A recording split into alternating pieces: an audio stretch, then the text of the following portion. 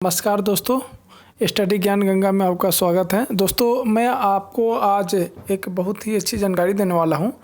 आज रेलवे ने ये घोषणा की है कि अगर आप तत्काल टिकट बुक करते हैं तो कुछ शर्तों में उसको अगर आप रिफ़ंड करते हैं तो उसका पैसा भी आपको मिलेगा।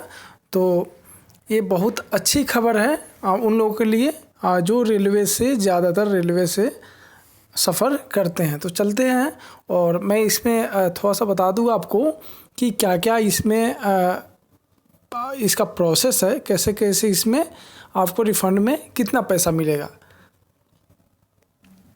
तो दोस्तों, ये लिस्ट है और कुछ नियम और शर्तों के अनुसार आपको रिफ़ंड मिलेगा।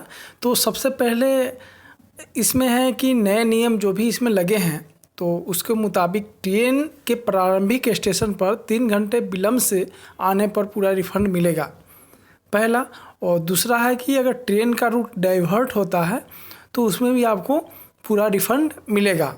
और तीसरा है कि बोर्डिंग स्टेशन से ट्रेन के नहीं जाने पर पूरा रिफ़ंड आपको मिलेगा।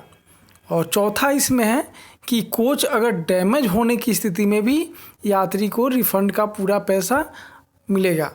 और नेक्स्ट जो है कि बुक टिकट वाली श्रेणी में यात्रा की सुविधा नहीं मिलने पर भी यात्री जो हैं 100% रिफ़ंड वो प्राप्त कर सकते हैं।